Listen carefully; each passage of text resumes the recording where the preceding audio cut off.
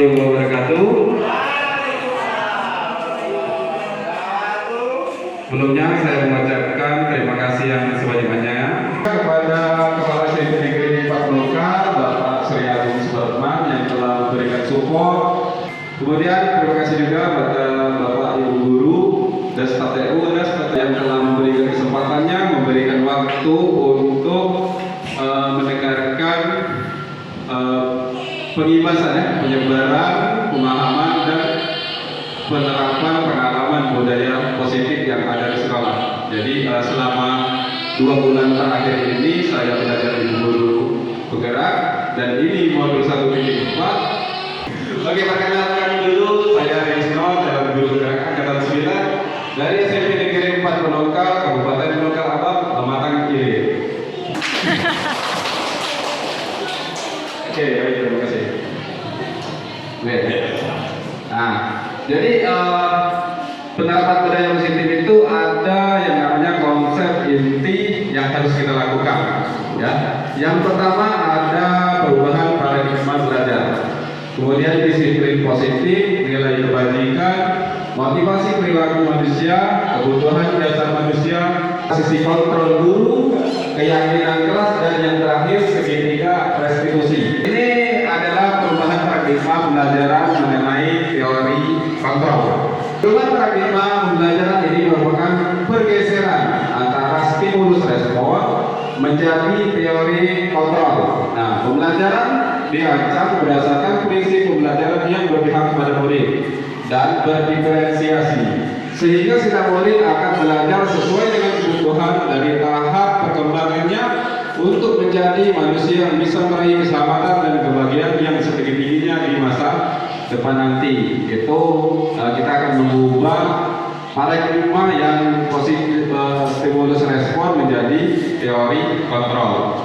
Sedikit kegiatan pemantik ini bagaimana kita mengontrol diri ya. Posisi Ibu Suci, silakan bayangkan atau tulis di tangan di tangan Ibu Suci. Boleh tulis, boleh bayangkan, boleh pakai kertas ya. Bayangkan. Ya, masih apapun itu. Kemudian satu lagi Pak, saya minta Pak Geri. Nah, yang bujang boleh. Untuk bagaimana Pak Geri ini bisa membuka kepala tangan Ibu Suci. Nah, jadi Ibu Suci harus mengepalkan tangan apa yang dia tulis tadi, yang dia pegang tadi. Pak Geri harus membukanya. Nah, boleh membujuk, menghampiri, mengintimidasi, memarahi, menggoda, mengkritik, bahkan menawari Anda dengan uang. Nah, oke. Kita coba ya sekalian tes briefingnya. Oke? Udah Buci ya? Udah dibuka? Udah ditulis? Udah ditulis? Oh iya. Itu tangan kiri fungsinya apa? Oh, memadu tangan. Sekarang tangan kanan saya kosong.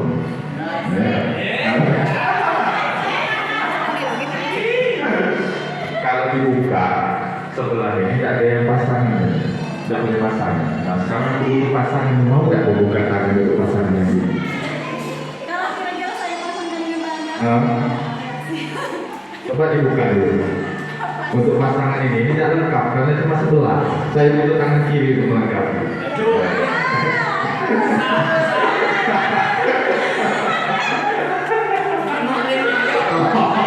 Kan belum wujud tadi kan? Mau tidak? Tidak mau. Oh, sudah. Kalau tidak mau umpan, Pak. Tidak mau umpan. Menyerah. Oke, dan pada akhirnya Pak Geri menyerah ya. Oke, next. Kita lihat. Nah, apakah tangan Ibu Suci membuka kepala tangannya? Mengapa? Apa alasannya? Membuka kepala tangan. Yang pertama, karena bukanya kurang menarik dan kurang.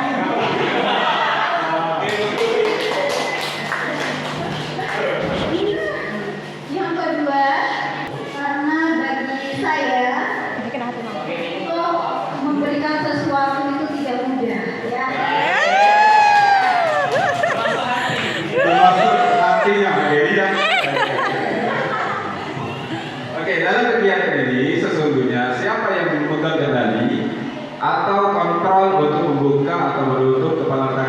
siapa? Ayo.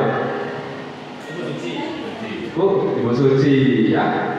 Yang memiliki kontrol itu, yang memiliki kendali itu adalah diri orang itu sendiri. Seperti contoh murid, dia sebagai pemegang kendali. Contohnya lagi, kita menyuruh murid untuk tidak meninggal. Apa memang dari dirinya yang meninggal? Ya, ini pasti meninggal. Seperti itu. Jadi yang memegang kontrol itu diri kita sendiri, ya.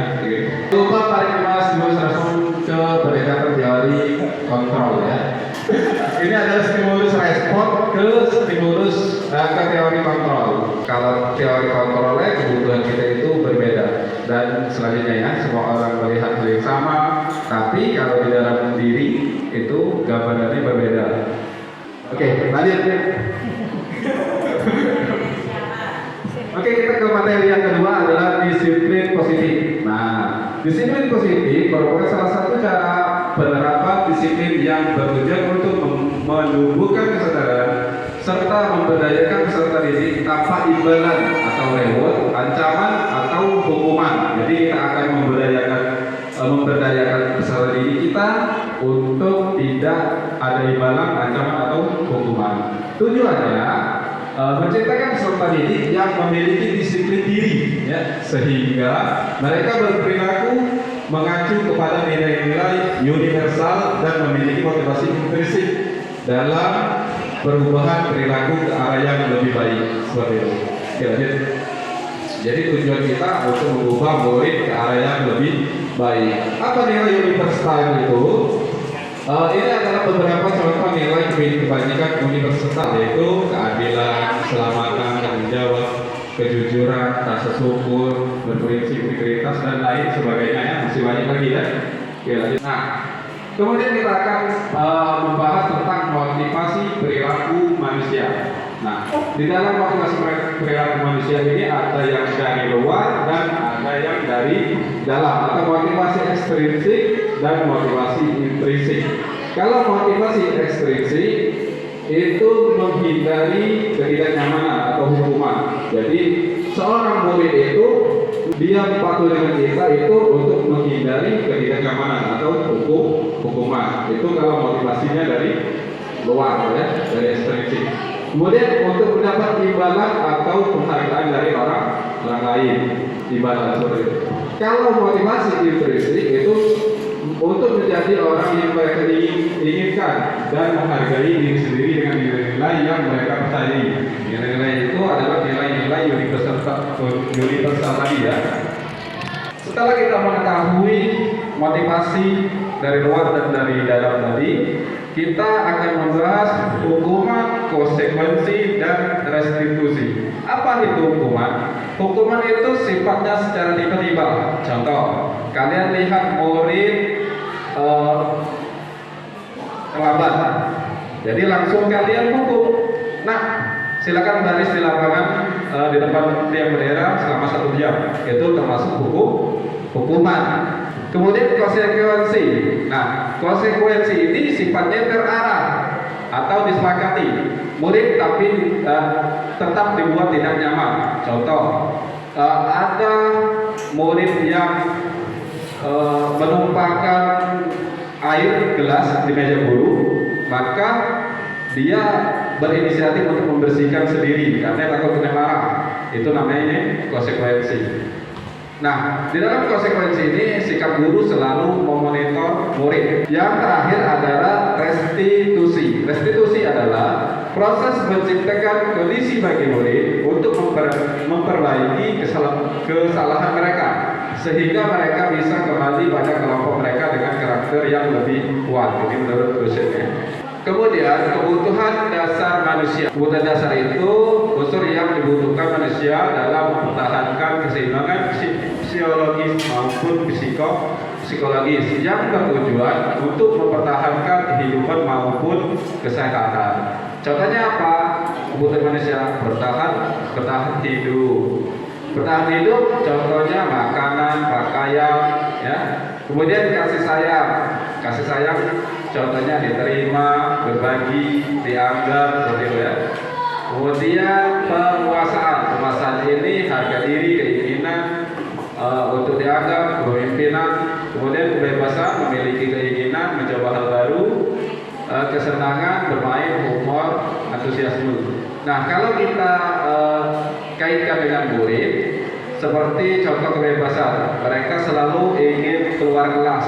Nah, maka kebutuhan yang dimiliki murid itu dia mungkin kebebasan, dia tidak ingin dikekang di dalam kelas seperti itu.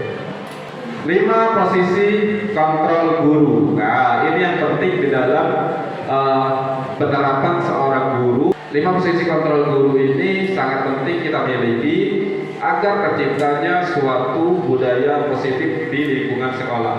Nah, yang pertama itu posisi penghukum. Posisi penghukum itu seperti yang saya contohkan tadi, hormat bendera selama 1 jam.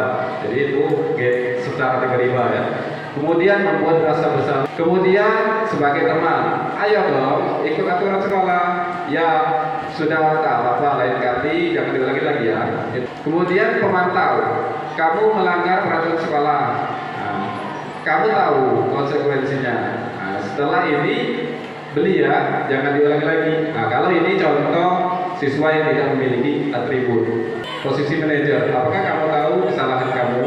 Kira-kira bagaimana kamu memperbaiki kesalahan kamu? Jadi kita mengadakan dialog kepada siswa. Seperti itu ya. Nah, posisi kontrol yang mana yang baik untuk guru? Saya pengen tanya ke Ibu Lian lah, mana Ibu Lian? Lagi santai. Ibu Lian memiliki posisi kontrol tadi yang mana Ibu Lian? Ada penghukum, pembuat rasa bersalah, sebagai teman, pemantau dan manajer. Apa yang Ibu rasakan selama biasa jadi Pak? Sebagai korban. Pemantau. Oke, bagus. Kalau Ibu Meli ini? Saya lebih ke pemantau dan manajer. Lebih ke pemantau dan manajer. Iya. Terus ya, jadi kita harus paham posisi kita sebagai seorang guru. Baik, kalau hukum biasanya murid itu akan mengulangi hal yang sama seperti itu. Posisi kontrol yang mana yang baik untuk guru? Jadi sudah dijawab adalah posisi kontrol sebagai manajer. Jadi kita harus menjadi guru yang bisa memanajer murid, ya, mengatur murid, memberikan pertanyaan atau dialog agar murid itu bisa menumbuhkan motivasi intrinsik yang ada di dalam diri murid itu sendiri. Kemudian lanjut, untuk membuat sebuah kondisi atau posisi kontrol yang lebih baik, maka kita akan membuat keyakinan kelas dulu. Nih, keyakinan kelas. Mengapa keyakinan kelas? Bukan peraturan kelas. Nah, biasanya kita membuat sebuah peraturan di dalam kelas, tapi akan lebih baik dirubah menjadi keyakinan. Jawablah pertanyaan-pertanyaan berikut. Mengapa kita memiliki peraturan tentang penggunaan helm pada saat mengendarai motor? Nah, mungkin jawabannya adalah untuk keselamatan. Kemudian mengapa kita memilih peraturan tentang penggunaan masker dan mencuci tangan setiap saat? Mungkin jawabannya adalah kesehatan. Nah, nilai keselamatan atau kesehatan inilah yang kita sebut sebagai keyakinan, seperti itu. Nah, untuk membuat keyakinan di dalam kelas ada beberapa tahapan yang harus kita buat. Yang pertama, keyakinan kelas bersifat lebih abstrak daripada peraturan yang lebih rinci dan konkret. Contohnya seperti ini, kita membuat tidak boleh menyontek. Nah, itu kan peraturan. Dibuat lagi ke dalam bentuk keyakinan apa, ibu-ibu? Menghargai orang lain atau bertanggung jawab, seperti itu ya. Nilai-nilai universal tadi.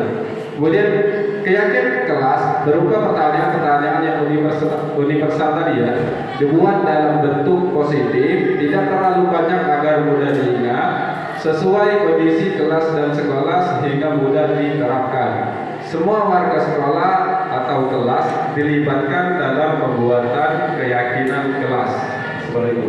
Bapak Ibu membuat peraturan dulu. Nanti anak-anak itu disuruh mengumumkan pendapatnya tentang peraturan kelas kita mau seperti apa. Nah, nanti dia ditulis Bapak Ibu, tulis satu-satu. Nah, peraturan itu nanti dikerucutkan lagi menjadi nilai-nilai universal atau percaya diri seperti itu ya, bertanggung jawab. Jadi menyangkut semua. Jadi kalau murid sudah membuat keyakinan kelas mereka, maka kita menerapkan posisi manajer tadi akan lebih mudah. Ya. Kemudian setelah kita ada keyakinan kelas, kita sudah tahu posisi kita sebagai manajer. Untuk menyelesaikan masalah murid, kita menggunakan segitiga restitusi. Apa itu segitiga restitusi? Suatu proses dialog yang dijalankan oleh guru atau orang tua agar dapat menghasilkan murid yang mandiri dan bertanggung jawab. Ada pun tahapan segitiga restitusi. Yang pertama, kita harus menstabilkan identitas murid dulu. Kemudian validasi jika ada yang salah, dan yang terakhir menanyakan keyakinan murid. Contoh segitiga restitusi.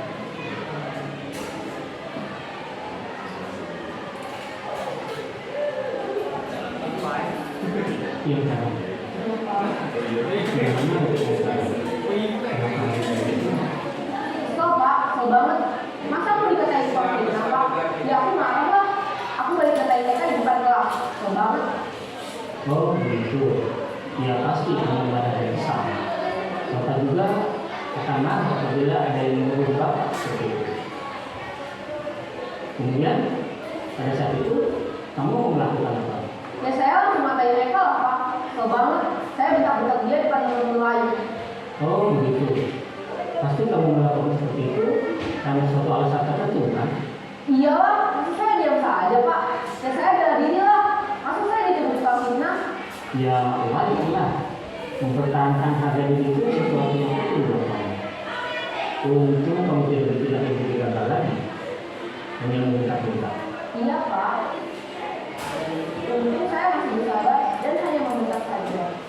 Sudah jelas padahal saya pasti bela diri lah. Ya pasti ya. Tapi kamu memilih untuk tetap bertahan dan bersabar. Kamu memilih untuk tidak berbuat lebih parah lagi. Iya. Nah, sekarang coba kita lihat lagi. Tindakan kamu yang mentak-mentak TK di kelas. Tindakan kamu itu kira-kira sesuai dengan keyakinan kelas atau prinsip kamu tidak? Enggak lah Pak. Capek Pak jadi pengarah. Jadi keyakinan atau prinsip mana yang sesuai dengan keinginan kamu? Ya saya sebenarnya sangat menghargai orang lain. Mungkin saat itu saya menjadi emosi. Jadi tidak meminta sikap itu. Kamu meyakini tidak? Menghargai orang lain itu penting buat kamu. Yakin lah Pak. Iya, setuju. Kita harus saling menghargai. Namun ada juga keyakinan yang kita sepakati yang perlu kita jalankan apabila kita sedang marah, bukan? Ya saya bisa lebih aktif manajemen diri sendiri. Saya bisa jadi lebih sabar, mengambil tujuan, kalau apa selanjutnya. Kira-kira kamu bersedia memperbaiki masalah ini tidak? Sedia Pak. Kalau kamu memperbaiki masalah ini, kamu akan menjadi seperti apa? Saya akan menjadi orang yang bertanggung jawab kali ya Pak. Dan yang biasa proaktif. Iya, menurut kamu bagaimana rasanya menjadi orang seperti itu? Ya nyaman lah, bangga bisa bersabar dengan hati. Baiklah kalau begitu. Yuk kita pikirkan bagaimana memperbaiki masalah ini. Jadi kita menghadapi atau menyelesaikan masalah terhadap murid dalam posisi guru, posisi kontrol guru sebagai manajer, itu diharapkan kita menggunakan dialog dalam nilai-nilai universal tadi ya, yang sudah kita buat. Kemudian terakhir, sudah menutup begini. Dalam penerapan program disiplin positif, hendaknya guru memiliki standar kepribadian, profesional dan sosial yang baik, di mana guru mampu merefleksikan dirinya dalam posisi kontrol saat ini. Bagaimana perjalanan dirinya sebagai among atau manajer yang menuntut murid-muridnya menjadi insan yang mandiri merdeka dan bertanggung jawab. Jadi itulah penerapan atau pengimbasan budaya positif. Saya harapkan dengan adanya pengimbasan ini kita dapat menciptakan budaya positif di lingkungan SMP Negeri 4 Pemukan. Saya akhiri dengan taufiq wal hidayah. Wassalamualaikum warahmatullahi wabarakatuh.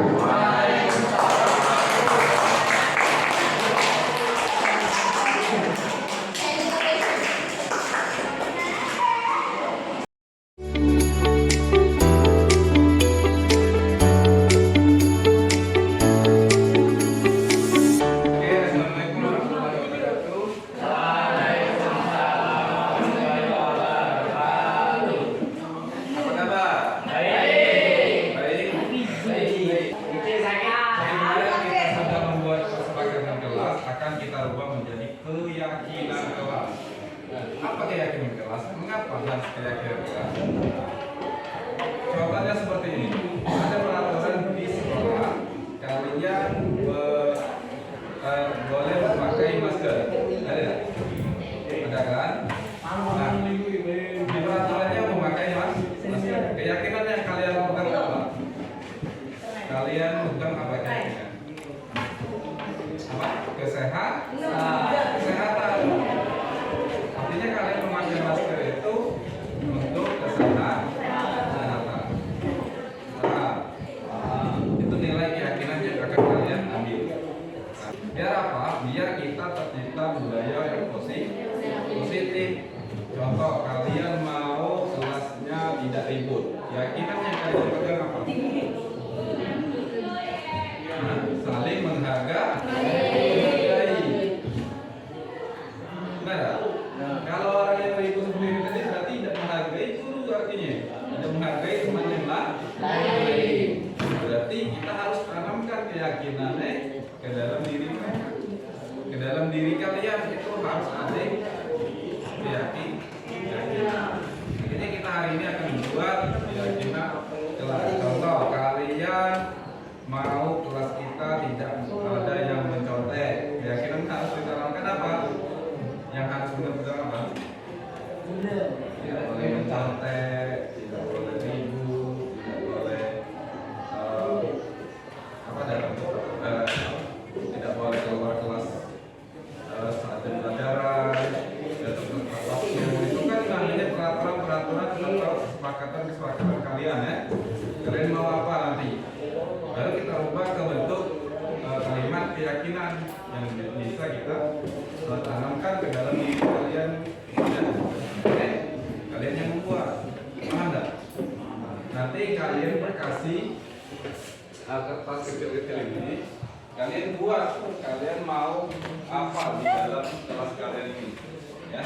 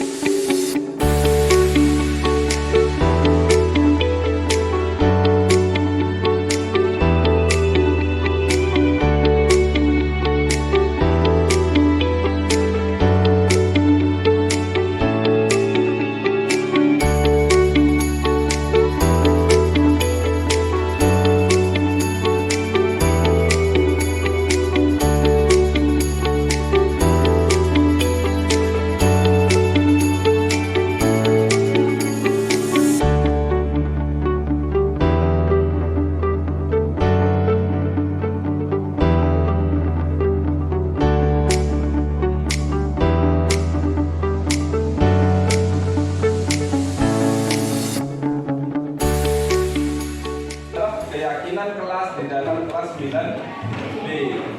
Nah, mengharapkan apa yang kalian buat, apa yang kalian yakini itu dijalani, diterapkan ke dalam diri kalian, dalam hati kalian. Contohnya kalian ribut, berarti kuat. Yang hampir bermain juga ya. Berarti itu keyakinan harus kalian pegang.